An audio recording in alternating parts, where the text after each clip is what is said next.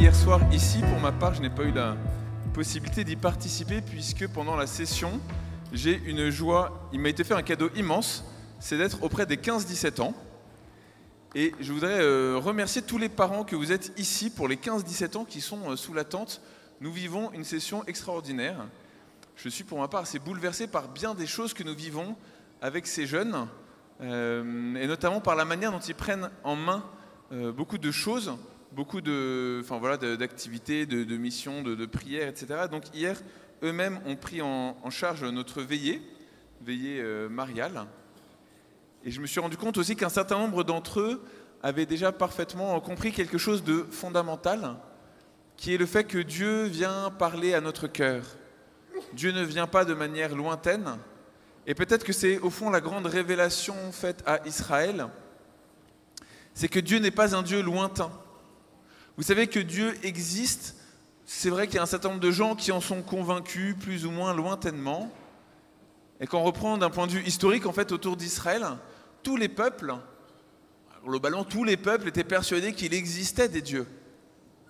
Mais la spécificité d'Israël, au milieu des autres peuples, a été de prendre conscience que Dieu était un Dieu de proximité, que Dieu se faisait proche.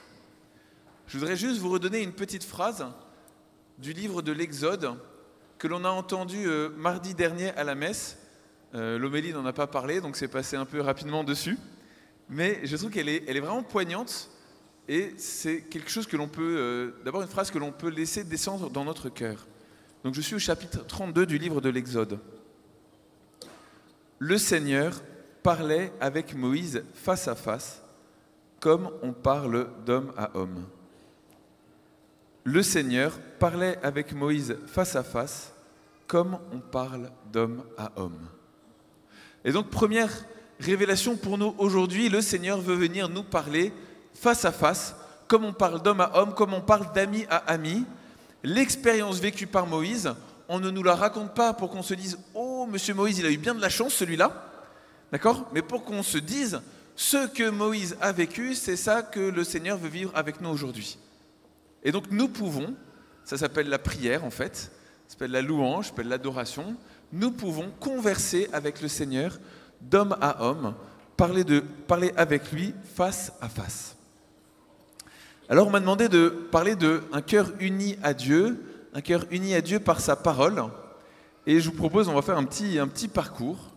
Je vais du coup beaucoup m'appuyer sur la parole de Dieu. Donc je ne sais pas si la librairie, en faisant la pub le matin, a fait la pub pour la Bible. Enfin, si jamais c'est pas le cas, je me permets de le faire. Parce que... alors c'est bien d'avoir une application sur son téléphone, mais c'est mieux d'avoir une vraie Bible.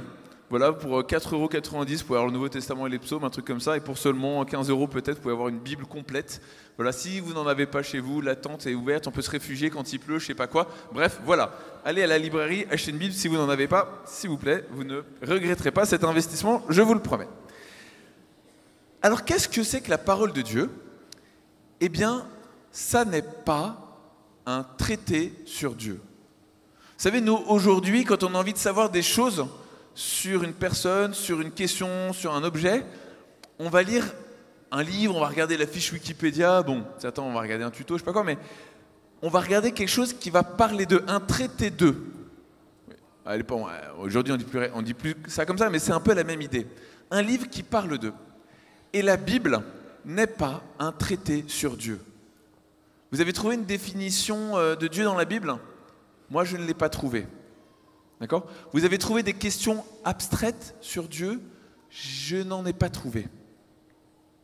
Mais c'est intéressant parce que quand vous êtes venus ici à Paray-le-Monial, combien d'entre nous sont venus en se disant « Ah, j'aimerais tellement comprendre comment on arrive à réconcilier l'unité de l'essence divine avec les trois personnes en Dieu. » T'as vraiment, j'ai du mal à prier parce que je sens que c'est pas clair pour moi ça, donc oui. Ok. Assez peu d'entre nous, j'imagine, sont arrivés avec ces questions-là. Donc la Bible n'est pas un traité sur Dieu. La Bible, c'est un livre qui raconte des histoires.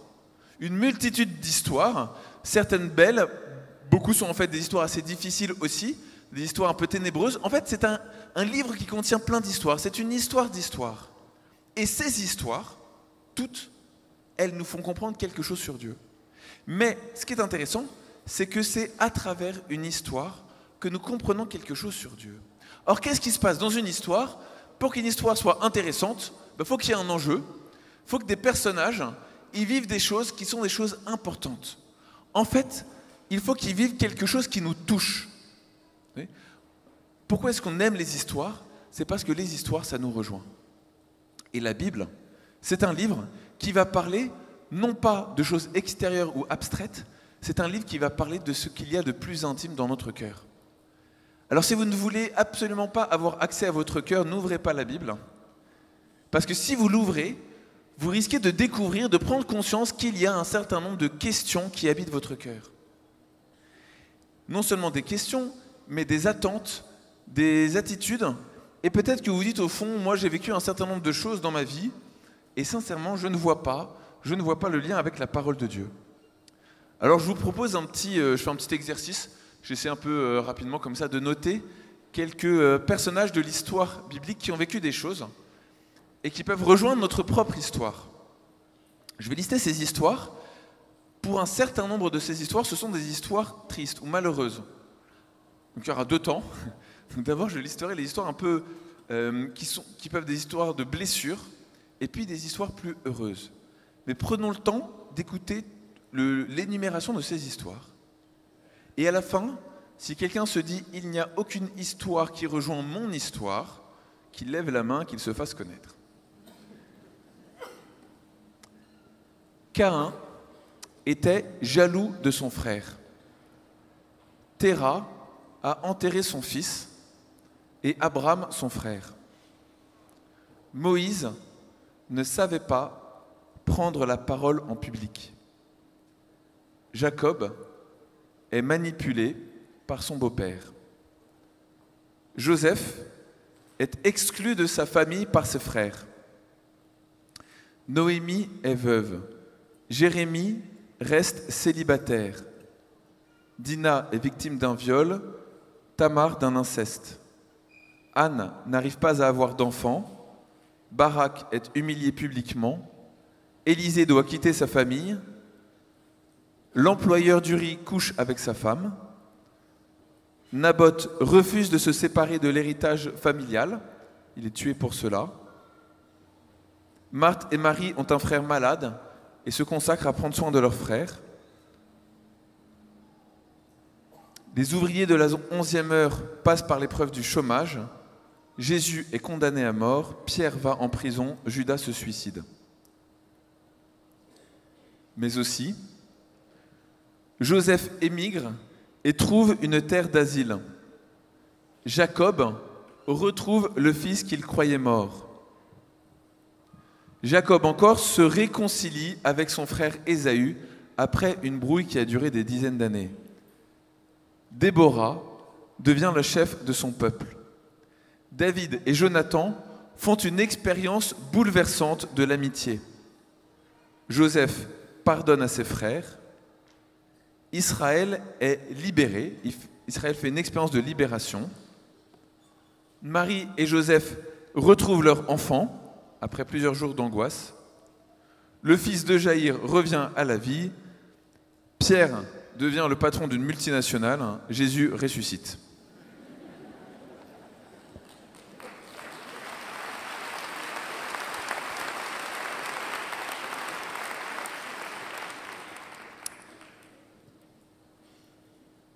Ces histoires-là, vous voyez, ce sont toutes nos histoires à nous. C'est fait de ces histoires-là, et nos histoires, elles sont faites de toutes ces histoires-là. Et on pourrait encore dire que la parole de Dieu, je prends juste une histoire, peut-être qu'elle est peut-être la plus poignante. Je l'ai nommée, donc celle de Téra. Téra, c'est le père d'Abraham. Et Genèse 11, 28, Téra va perdre un fils qui va mourir avant son père. Genèse 11, 28, on nous dit qu'il meurt face à son père ou avant son père. Et donc ce Haran qui meurt, en fait c'est le premier fils à mourir avant son père dans la Bible. Et là, il y a quelque chose qui s'enclenche dans la parole de Dieu, comme une question qui va démarrer, et qui est la suivante: est-ce normal qu'un fils meure avant son père? Et la question, en fait, on va la retrouver à plusieurs moments dans la parole de Dieu. notamment à un moment poignant. C'est dans le deuxième livre de Samuel, chapitres 18 et 19, le moment où David, lui aussi, va perdre un fils. Il va perdre son fils Absalom. Et Absalom, en fait, donc Absalom, ça veut dire mon père est paix. Av Shalom, père est paix. Et vous avez ce moment où David, en fait, donc pour la petite histoire, ceux qui n'auraient pas encore acheté et lu le livre à la librairie, eh bien, Absalom va se révolter contre son père, et tout le monde va dire à David, vas-y, va massacrer Absalom, t'es plus fort et tout, nanana. Et David dit, non, mais en fait, c'est mon fils. Et donc, David fuit Jérusalem pour laisser à son fils qui usurpe le trône, la place à Jérusalem. Et puis finalement, il va y avoir des batailles, et dans une de ces batailles, Absalom est tué. Et il y a un cri poignant qui jaillit du cœur de David et qui dit « Absalom, mon fils Absalom ». Donc quand vous entendez en hébreu, ça veut dire père, vous entendez père, fils, père, fils. Donc cette relation hyper poignante entre un père et un fils. Que ne suis-je mort à ta place? Que ne suis-je mort à ta place, mon fils? La question du fils qui meurt avant le père, elle revient à plusieurs endroits. Elle reviendra une dernière fois, si je puis dire, dans la parole de Dieu, quand Jésus est sur la croix. Quand Jésus est sur la croix, il est à la fois la dernière étape de l'énigme et puis la réponse de cette énigme. Il n'est pas bon qu'un fils meure devant son père, mais Jésus, lui, prend sur lui cette souffrance-là. Quand il crie à son père, « Père, mon Dieu, pourquoi m'as-tu abandonné ?» Il fait monter ce cri de l'angoisse et de l'incompréhension pour venir l'habiter et que finalement, eh bien, offrir une réponse, une image à cette énigme qui avait démarré au tout début de la parole de Dieu. Non, il n'est pas bon qu'un fils meure avant son père, devant son père. Les enfants sont nés et sont faits pour la vie. Et vous voyez, quand on entre dans la parole de Dieu, si notre cœur n'est pas un tout petit peu sensibilisé à ces histoires, aux différentes questions un petit peu existentielles qui habitent notre cœur, nous risquons de passer à côté de la parole et le Seigneur aura du mal à rentrer dans notre cœur. Et donc, ce que je vous propose ce matin, c'est simplement de dire, en fait, est-ce que je veux bien habiter mon cœur? Et qu'est-ce que je vais trouver dans mon cœur si j'ai le courage d'y rentrer? Si tu rentres dans ton cœur, qu'est-ce que tu vas découvrir? Tu vas découvrir de la joie. Tu vas aussi découvrir plein d'interrogations suite, par exemple, à l'énumération de toutes ces petites histoires que je vous ai données. Si tu as le courage de rentrer dans ton cœur, tu découvriras aussi peut-être une chose fondamentale qu'on appelle l'angoisse. L'homme est un être profondément angoissé. Je ne parle pas du stress, de l'anxiété devant telle ou telle chose qui vont arriver. Je parle de cette dimension encore plus fondamentale qui fait que exister, c'est angoissant. Exister, ça suscite en moi une interrogation, un abîme. Et j'espère que vous avez encore cette question dans votre cœur. En tout cas, quand j'anime hier un parcours, un carrefour sur la question « Le sens de la vie », avec des 15-17 ans, je suis heureux d'entendre cette phrase « Pourquoi existons-nous? Pourquoi sommes-nous sur Terre ?» Pour moi, vous voyez, ça c'est typiquement la bonne question qui jaillit de l'angoisse que j'ai accepté d'écouter en moi.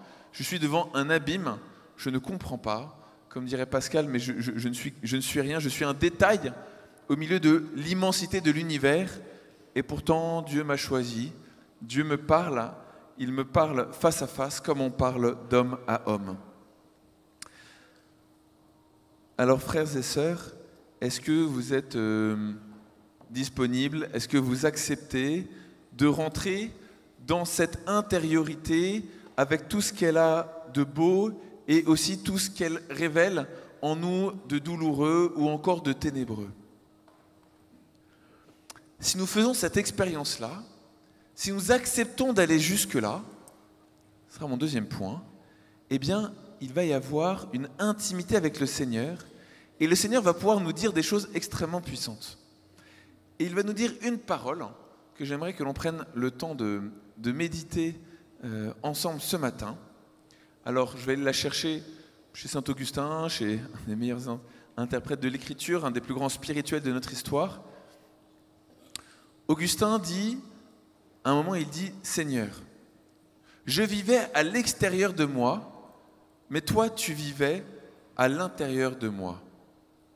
Et quand je suis rentré en moi, j'ai découvert que tu étais encore plus intime à moi-même que je ne le suis à moi-même. Seigneur, tu es plus intime à moi-même que je ne le suis à moi-même. Et donc, vous voyez, il y a cette expérience absolument incroyable de prendre conscience que quand je rentre en moi, ça n'est, au fond de moi, il y a quelqu'un d'autre qui est là, en fait. Il y a un gars qui squatte au fond de mon cœur, qui est là, je ne vais pas demander, je me dis, mais t'es où, mais t'es arrivé, j'ai pas vu, mais voilà, c'est peut-être la grâce du baptême, je sais pas quoi, mais il y a quelqu'un qui habite en moi. Il y a un autre que moi qui est en moi. Et donc, la prière, ce n'est pas une introspection. La prière, ce n'est pas de rentrer en soi pour voir.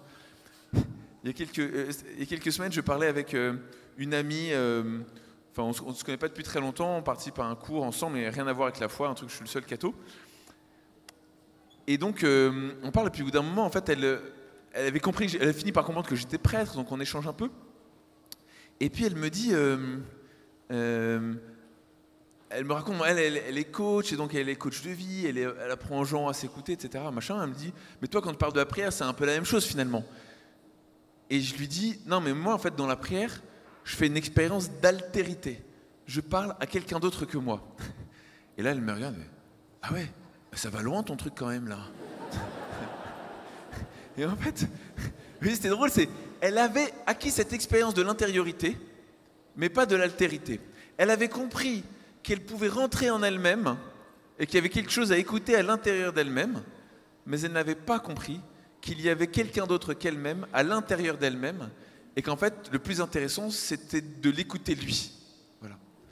Alors parfois, on peut décrire aussi la parabole du fils prodigue, parabole des deux fils, parabole du père qui avait deux fils, Luc au chapitre 15, dans un très bon livre que l'on trouve à la librairie, et qui... Et demain, il n'y aura plus besoin de faire venir la librairie, ils auront eu leur temps de pub pendant l'enseignement. Voilà. Et en fait, c'est exactement l'itinéraire du fils prodigue, du fils qui s'en va. Il vient, il fait retour en lui-même. Et à moi, c'est peut-être revenant en lui-même. Mais là, en fait, il se souvient encore de quelque chose d'assez pauvre. Revenant en lui-même, il se souvient qu'en fait, son père avait de la nourriture à partager. C'est le premier niveau de l'intériorité, il rentre en lui-même, mais il n'est pas encore allé au bout. Et puis, ce que la parabole ne dit pas, mais suggère, qu'on peut comprendre, c'est que la rencontre avec son père, mais qu'il y a un autre visage que le visage attendu, et j'y reviendrai après, son père il voyait en son père un employeur qui donne du pain, son père veut être son père. Il se trompait d'image. Mais faisant cette rencontre-là, eh bien, en fait, il va être comme dans une relation tout à coup forte et marquée avec son père. Vous voyez ? Donc, revenir en soi, première étape, et en soi, découvrir qu'il y a un autre que moi qui habite là. Et alors, qu'est-ce qu'il me dit, celui qui habite là ? Il me donne une première parole qui est toujours une première parole de consolation. Quand le Seigneur me parle, c'est toujours d'abord de la consolation.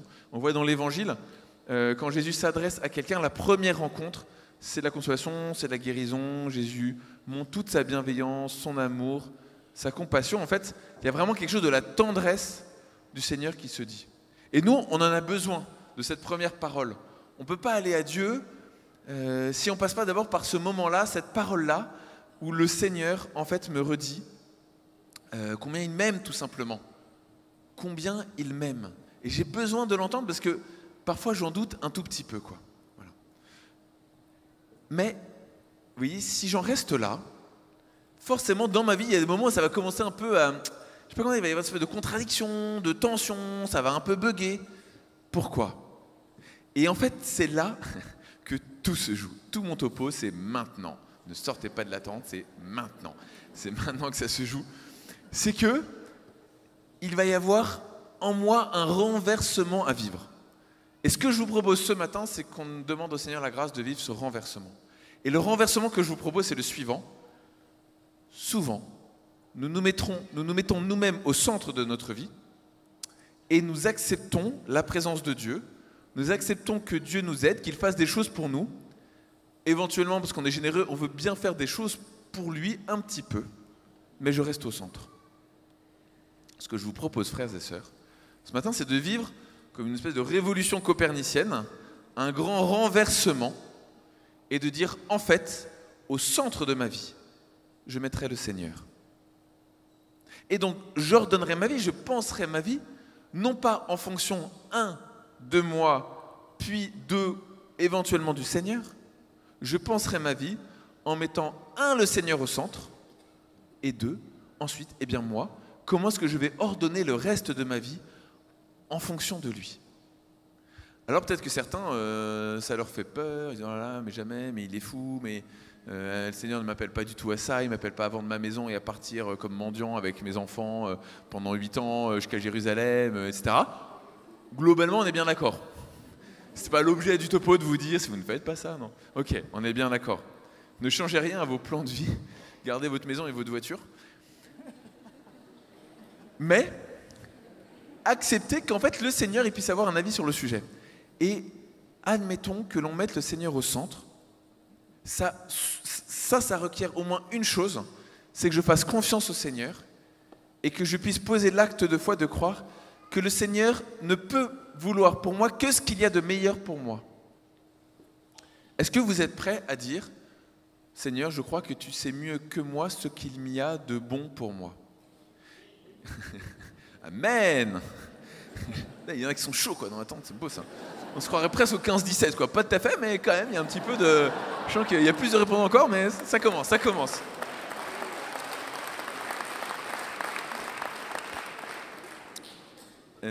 Attends, du coup, j'ai perdu mon idée, là. Je suis content, mais j'ai perdu mon idée. Ouais, voilà. Ok, je l'ai. Got my idea. Donc, arrêtez de... Parce que sinon, après, moi, je... Donc, si le Seigneur, il voit pour nous un bien et un deuxième bien plus grand, le Seigneur ne peut pas vouloir pour nous le moindre bien. Il n'est pas possible que le Seigneur voit qu'il y ait quelque chose de bien pour nous, quelque chose de meilleur, et qu'il ne désire pas pour nous ce qu'il y a de meilleur. Okay. Peut-être pouvons-nous ce matin juste poser cet acte de foi ensemble pour se dire, en fait, mais Seigneur, si c'est ça la relation avec toi, si c'est ça d'être uni à toi, c'est de croire, de poser cet acte de foi-là, alors ok, moi je veux bien. Et vous allez voir que, en fait, ça va poser cet acte de foi, ça va lever un certain nombre d'obstacles. Puisqu'en fait, on n'a plus rien à craindre. Si le Seigneur ne veut pour nous que ce qu'il y a de meilleur pour nous, alors pourquoi est-ce que j'aurais peur de lui? Qu'est-ce que je pourrais craindre de la part du Seigneur? Qui m'en demande trop, mais t'inquiète pas. Qui me demande des trucs que je ne veux pas donner, mais ne t'inquiète pas.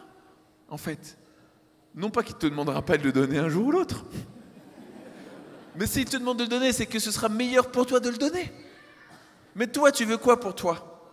Tu veux ce qu'il y a de bon ou tu veux ce qu'il y a de meilleur? Tu veux te contenter d'une vie bonne ou tu veux une vie plus parfaite avec le Seigneur? Choisis. Le Seigneur ne peut pas le choisir pour toi. C'est à toi de te poser cette question et de répondre. Si tu fais la réponse que tu veux, tu fais bien ce que tu veux dans ta vie. Mais si tu dis « je veux pour moi ce qu'il y a de meilleur », alors admets qu'il y a quelqu'un d'autre que toi qui voit mieux que toi ce qu'il y a de meilleur pour toi. Et donc, vous voyez, si ça va lever un certain nombre d'obstacles et de tensions dans notre vie, parce qu'on va dire « Ok Seigneur, je te mets au centre et j'accepte de faire ta volonté. » Et donc, je te mets au centre et l'important n'est plus ce que je veux et désire. L'important, Seigneur, c'est ce que toi, tu as dans le cœur, ce que tu veux. Et donc, cette manière-là de faire, ça va nous aider à lire la parole de Dieu. Alors, je voudrais prendre quelques instants avec vous pour relire une parabole qu'on entend souvent, qui est dans le livre, donc Évangile selon saint Matthieu, chapitre 25, versets 14 à 30, dans le Nouveau Testament, dans la Bible, qui est donc la parabole qu'on appelle souvent la parabole des talents.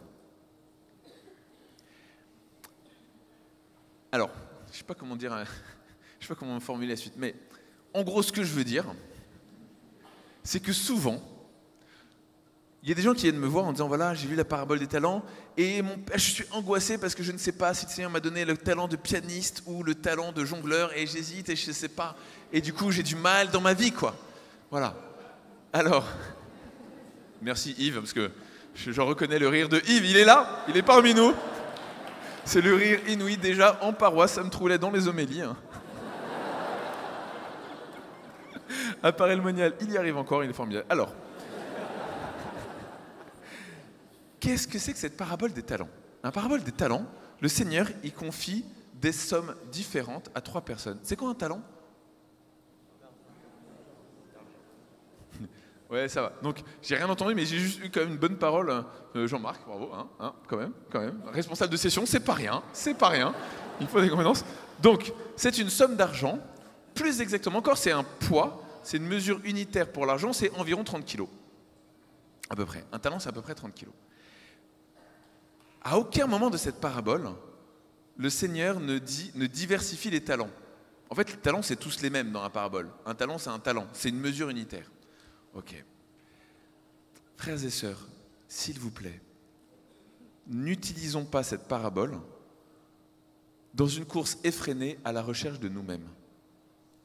Il me semble que parfois, quand nous lisons la parole de Dieu, et cette parabole me semble tout à fait exemplaire de cela, nous sommes tellement soucieux de nous-mêmes, soucieux de qu'est-ce que moi c'est quoi ma mission, ma vocation, mon talent, mon truc, mon machin. En fait, on est tellement tourné vers nous-mêmes, pas forcément de manière narcissique, mais on a un souci de soi qui fait qu'en fait, on n'arrive plus à mettre le Seigneur au centre. Je vous propose, en fait, de dire, ok Seigneur, en fait, je vais lire la parole de Dieu, mais je vais laisser un tout petit peu en veilleuse le souci que j'ai de moi-même, d'accord, pour me mettre d'abord, Seigneur, à ton écoute, à ta suite, et te regarder toi. Et donc, faisons attention. Ne soyons pas dans une espèce de course effrénée à l'identité, au talent, à la compétence, au charisme, au truc que moi j'ai. Pourquoi? Deuxième point, parce que souvent j'entends des gens qui sont très très soucieux de connaître leur talent, mais c'est pour le Seigneur. Ouais, mais c'est quand même important pour toi de connaître ton talent, j'ai l'impression en fait, tu vois. Oui, je sais bien que c'est pour le Seigneur, mais j'ai quand même l'impression que pour toi c'est important en fait, tu vois. Et est-ce que c'est vraiment capital ou fondamental en fait? Est-ce qu'on peut remettre ça au Seigneur? Et si le Seigneur ne t'a pas donné de talent, est-ce que c'est grave? Oui, dans la parabole, le Seigneur donne un talent à chacun. Un talent, c'est quoi? Un talent, c'est un don de grâce. Et je crois que le Seigneur donne de sa grâce à chacun. Le talent dont il est question dans la parabole, c'est une réalité surnaturelle. C'est la grâce de Dieu. Et ça, Dieu donne à chacun une grâce nécessaire pour se tourner vers lui. D'accord? La grâce, elle est faite à chacun. Maintenant, voilà. Soyons peut-être un tout petit peu libres devant notre recherche absolue de vouloir connaître notre talent, notre truc, notre machin pour le Seigneur. Et puis troisièmement, on va dire troisièmement, ça ira mieux dans l'énumération, je crois. Troisièmement, imagine que le Seigneur t'ait donné un talent incroyable. Et si jamais il te demandait de ne pas t'en servir?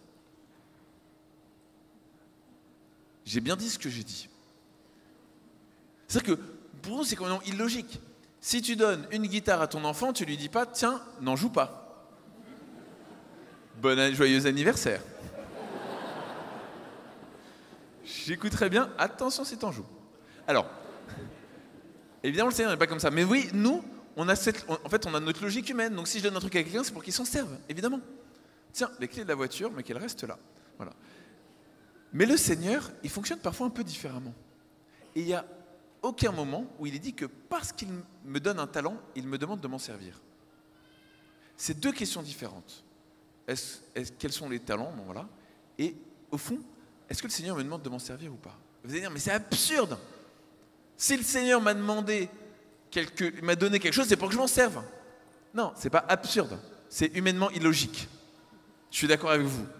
Humainement, c'est illogique. Mais quand Edith Stein, Sainte Thérèse Bénédicte de la Croix, assistante de Edmund Husserl, un des plus grands philosophes du XXe siècle, quand elle rentre au Carmel et qu'on lui dit « Bienvenue au Carmel, en revanche, t'arrêtes la philosophie », c'est humainement le plus grand gâchis. N'empêche qu'elle est devenue sainte et que par ailleurs, quelques années après, elle a repris la philosophie. Mais ils ne se sont pas focalisés. Elle ne s'est pas dit « Ah non, mais moi, renoncer à la philosophie, Edith Stein, assistant de Edmund Husserl. No way. Non, évidemment. Vous voyez? Et donc, je voudrais juste nous rendre attentifs, c'est que si on dit au Seigneur, je veux être uni à toi, je veux faire ta volonté, eh bien ça va aller jusqu'au point, jusqu'au moment où je vais dire, Seigneur, en fait, moi je veux faire ta volonté. Et s'il y a un truc bon auquel tu me demandes de renoncer, bah pourquoi pas? Pourquoi pas, en fait? Je ne serais pas en panique, j'aurais déjà les mecs qui sont ah non, ça veut dire qu'en fait moi ce soir, alors du coup, nanana, on se détend, ok? Je suis pas en train de vous mettre la pression, je vous demande pas de renoncer à ta truc, mais c'est juste pour que, ok, en fait, on se détend et on se met devant le Seigneur, et ben voilà, progressivement, on accepte de se laisser un petit peu bouger pour remettre le Seigneur vraiment au centre. Et dans la parabole des talents, vous savez pourquoi est-ce qu'il y en a un chez qui ça ne fonctionne pas, donc il va enterrer son talent. Ni vu ni connu, il allait cacher son talent. Pourquoi est-ce qu'il va cacher son talent? Il dit, je sais que tu es un homme dur. Ah ouais, tu sais ça d'où toi? C'est marqué où? Je savais que tu es un homme dur et j'ai eu peur. Que se passe-t-il? L'image de Dieu, chez cet homme-là, elle est brouillée. Il a perdu le sens authentique du Seigneur. Il a une image de Dieu qui est erronée, et ça, c'est notre cas à peu près à tous, je pense. Et c'est à peu près ce que le serpent arrive à faire dans le livre de la Genèse, c'est à brouiller la piste de l'image véritable de Dieu. Alors, dans un dernier temps, puis moi je ne sais plus quelle heure je suis arrêté, mais vous m'arrêterez. Ce que je vous propose, c'est qu'on prenne un petit peu le temps de regarder, au fond, c'est l'enseignement le plus large possible. Qu'est-ce que la Bible dit sur Dieu? Non mais, troisième temps, je voudrais qu'on regarde ensemble, au fond, quel est le visage de Dieu que la Bible, que la parole de Dieu dessine. Et je voudrais essayer d'insister peut-être sur quelques points qui peuvent nous paraître un peu étranges ou bizarres. Et donc forcément qui vont provoquer de la résistance en nous. Et cette résistance, frères et sœurs, en fait elle est bonne. Enfin, elle est bonne. Elle est intéressante. Quand je lis la parole de Dieu et que ça résiste en moi, c'est qu'en fait le Seigneur il est en train de me dire un truc. Et nous, notre réflexe, c'est quoi? Je lis un truc, c'est bizarre ça. Attends, j'avance, ce sera mieux après. Vous voyez? Je préfère, ouais, c'est mieux après, ouais. Voilà. Je propose de faire l'exercice inverse en fait. C'est quand il y a quelque chose, je me dis c'est bizarre, mais ça c'est pas conforme à. Alors soit c'est que j'ai pas compris, et ça peut arriver parce que la Bible parfois un tout petit peu essayer de l'interpréter quand même, c'est sûr. Parfois c'est qu'en fait le Seigneur essaie de me faire comprendre un truc un peu, mais parfois c'est parce qu'il y a vraiment un truc dans mon cœur qui résiste, d'accord? Et quand il y a un truc dans mon cœur qui résiste, en fait c'est hyper intéressant. Vous, il y a des passages comme ça, vous dites déjà tiens alors ça ça résiste en moi, j'aime pas trop, je le lis jamais, j'aime pas tel livre, j'aime pas tel passage. Il y a des idées qui viennent comme ça ou pas? Ouais. Donc ça c'est pour ceux qui ouvrent la parole de Dieu. Je m'en réjouis. Il y a ceux qui n'ont pas répondu parce que ouais. Je veux dire en fait dans la liturgie, avec le Concile Vatican II et dans la réforme liturgique, on a élargi les textes que l'on lit, mais on n'a pas tout mis non plus. Mais c'est pas grave. En tout cas, rien que si on peut se contenter des textes qui sont lus le dimanche et en semaine, ça nous offre déjà un énorme panel de textes de la parole de Dieu qui nous permettent d'y plonger. Alors comme je vous le disais, quand même la première chose, c'est toujours de se redire Dieu est un Dieu d'amour, lent à la colère, plein d'amour, plein de miséricorde. Une des plus belles images de Dieu peut-être dans l'Ancien Testament, c'est l'image de David, quand il pleure son fils Absalom. Je vous disais tout à l'heure, 2 Samuel 19, Absalom, mon fils Absalom, que ne suis-je mort à ta place? En fait, je pense qu'à ce moment-là, David est comme une espèce de figure paternelle qui nous évoque la figure paternelle du Père et qui a ce cri du cœur à chaque fois qu'on s'éloigne de lui, à chaque fois qu'on commet un péché. Le péché, c'est toujours une œuvre de mort, et donc quand on commet un péché, il y a comme une œuvre de mort qui se fait en nous, et Dieu n'est jamais indifférent à cette souffrance, à ce mal que nous subissons, que nous commettons. Et Dieu, en fait, le voit et se dit, mais que ne suis-je mort à ta place? Pourquoi est-ce que c'est toi qui souffres? J'aimerais pouvoir souffrir à ta place. Cri du cœur de Dieu, qui n'est pas indifférent à tout ce que nous vivons, indifférent à nos souffrances, à nos blessures. Bien au contraire, Dieu est un Dieu qui écoute, et il écoute le cri de son peuple.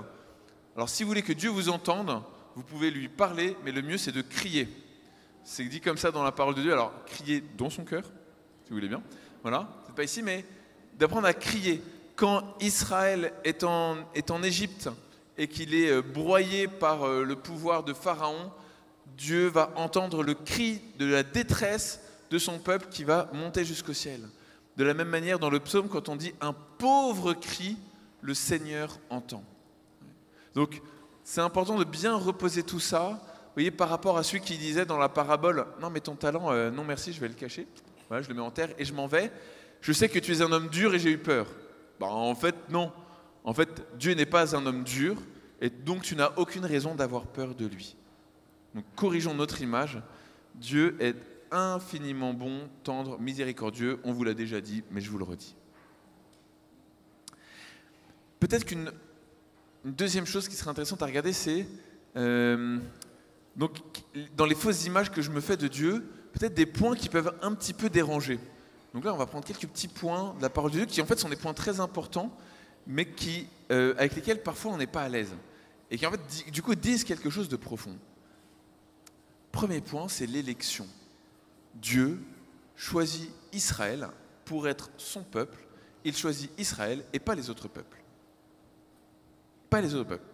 Donc, tu as un gars qui est égyptien, tu as un gars qui est édomite, qui vient de Tyr, de Sidon, etc. C'est des gens super, et ils ont une conscience, ils sont droits, etc. Et Dieu dit, ah non, en fait, ouais, mais Israël, c'est mon peuple, du coup, toi, ouais, désolé, ouais. Voilà, pas de chance, hein. Voilà. Donc, Dieu est un Dieu qui choisit Israël pour être la lumière des nations. Ok. Cette élection, elle est en vue de l'universalisation. Ok. Mais nous, on a tellement dit ça qu'en fait, on est déjà à la fin de l'histoire. On veut déjà win. Non, mais l'élection, c'est en vue du salut de tous. Et donc maintenant, c'est le salut de tous. Donc, vous voyez, mais prenons le temps d'habiter ce premier moment. Dieu choisit Israël et pas l'Égypte, et pas Assour, et pas Édom. C'était pas forcément des plus gros pécheurs, c'était pas forcément des gens moins bien, ils n'étaient pas forcément tous, je sais pas quoi, c'était pas tous des truands. Et Israël n'a pas de qualité supérieure aux autres peuples, mais Dieu va choisir Israël et pas les autres peuples. Est-ce qu'on, vous voyez, nous on est tellement universaliste qu'il y a quelque chose qui, ça frotte un peu quoi. Et Jésus, il va faire à peu près la même chose. Hein. Il va réunir ses disciples et qu'est-ce qu'il fait? Marc 3. Il appelle à lui ceux qu'il voulait. Toi, non, toi, ouais, toi. Tu sais, les autres qui sont à côté. Bah ouais. Mais en fait, Jésus, il fait ça. Jésus, il le fait. Jésus élit, il choisit certains. Et donc, dans l'Église, tous n'ont pas la même mission, tous n'ont pas la même vocation, tous ne sont pas appelés, tous ne sont pas, comme dit Saint Paul, hein, tous n'ont pas tous les charismes, tous ne sont pas prophètes, je sais pas quoi, tous ne sont pas ministres de Dieu, etc. Dieu choisit. Et donc, si le Seigneur, il y a un charisme que tu aimerais bien avoir, hein, ton voisin là et toi, tu l'as pas. T'es content ou pas? Bon, voilà. Première chose. Deuxième point, peut-être plus dur encore, Dieu est inégalitaire. Dieu, c'est un Père inégalitaire. Je n'ai pas dit injuste, on se rassure.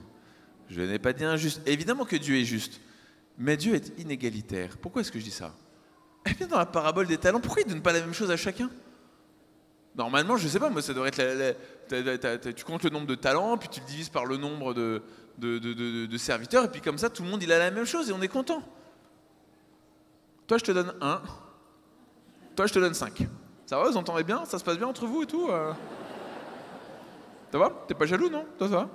Toi, 3, toi, t'es entre les deux, ça va. T'es pas mal, mais c'est pas non plus génial, tu vois. Non, mais Dieu, il est inégalitaire.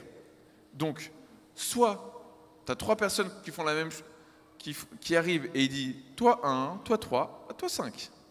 Soit le contraire. Tu commences à bosser à quelle heure? 6h du matin, ok. Tu commences à bosser à quelle heure? 17h, ok. Tous le même salaire. Quoi, tous le même salaire? Non, mais nous on est là depuis 6h du matin, on trime, etc. Et le gars, il arrive, il était au bar, il arrive 1 heure avant la fin du boulot et il a le même salaire que moi. Ouais? Et? Non, mais rien, non, mais rien. On s'était pas mis d'accord sur ton salaire? Ouais? J'ai été injuste? Non? Alors. Dieu est inégalitaire et ça n'est pas un problème. Parce qu'en fait, je ne vais pas rentrer trop dans les détails parce que ça nous faudrait un deuxième enseignement. Je peux faire un deuxième enseignement dans la foulée? Non, non. Non, non.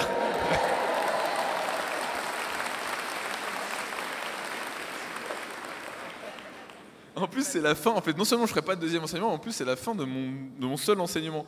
Dans 2 minutes. Je n'avais pas regardé là. Bon, bah voilà, c'est comme ça. Dieu est inégalitaire, c'est bien pour chacun. Troisième petit point, quand même, Dieu passe son temps, en fait, à redonner à Israël sa vocation par des païens. Donc une fois qu'on a dit, toi tu es dans l'alliance, toi tu n'es pas dans l'alliance, Dieu en fait va dire à celui qui est dans l'alliance, ouais mais toi tu te détournes de moi. Écoute celui qui n'est pas dans l'alliance.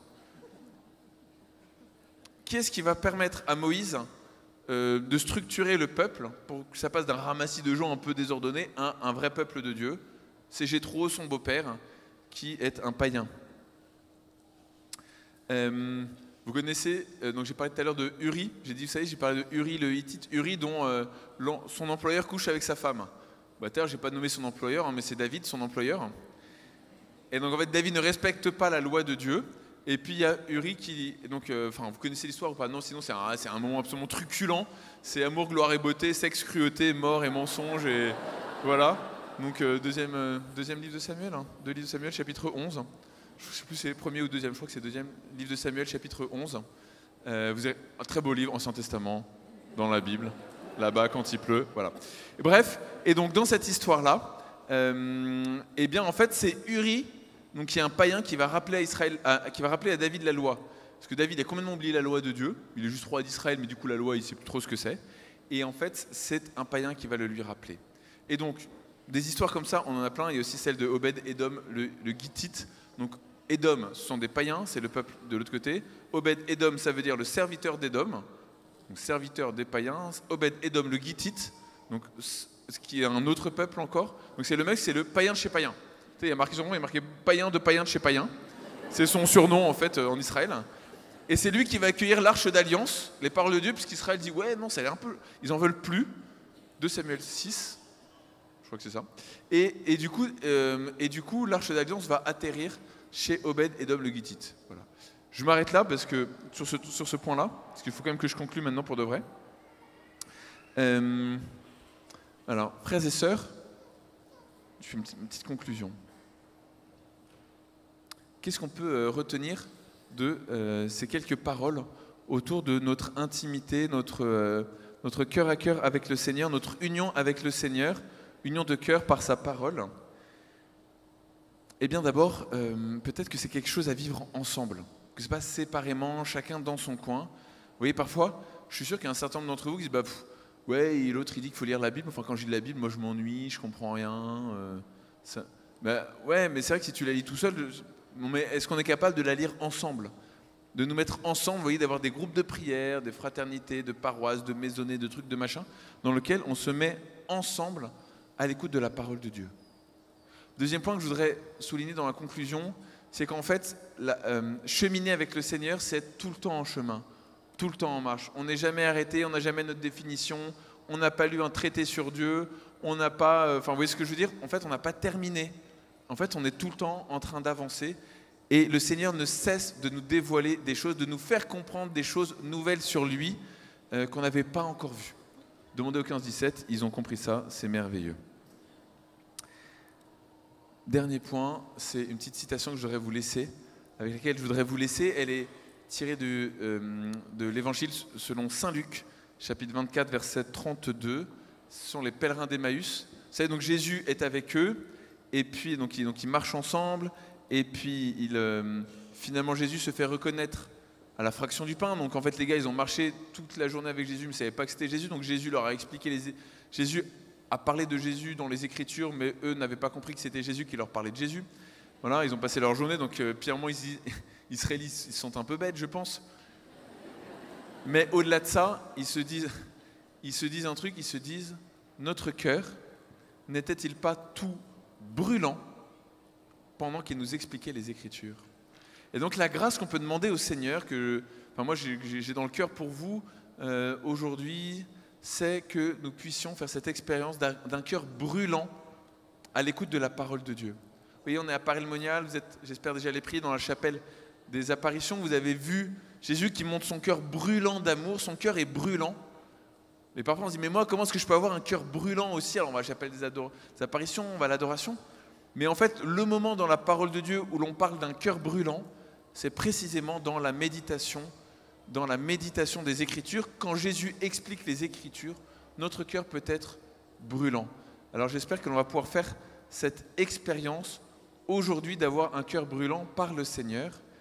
Seigneur, nous te demandons cette grâce aujourd'hui d'avoir un cœur uni à toi, un cœur tellement uni à toi par ta parole, que notre cœur soit brûlant, brûlant de ton amour, brûlant parce que dans ta parole nous comprenons qui tu es et que cela comble notre cœur. Amen.